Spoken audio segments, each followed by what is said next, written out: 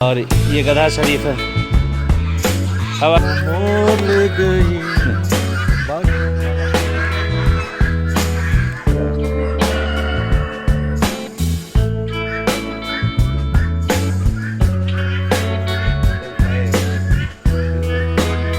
ये इनके मालिक लोग हैं कि ये सियाह है। इसकी वजह ये है कि यहाँ पर एक सामने बैठा देखने नीचे ये पानी का रंग भी जो है अजीब गरीब है।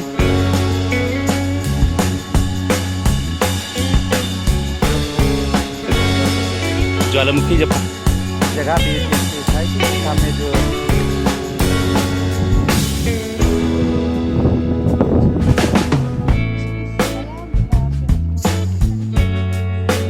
बहुत वाकई कुदरत का अजीब। सुअर का गोश्त, पिग का गोश्त अगर खा कर आए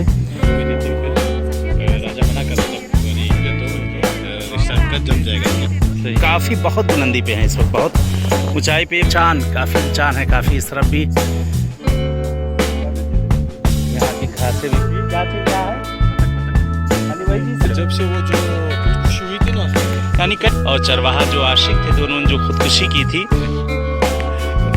हाँ कि बगैर टिकट के पहुँचेगा आदमी। यहाँ का कलर जो है चेंज हो जाता है, पानी कलर इसका जो है बदल जाता, ना इसकी कोई देखभाल करता ना कुछ करता। फिर ये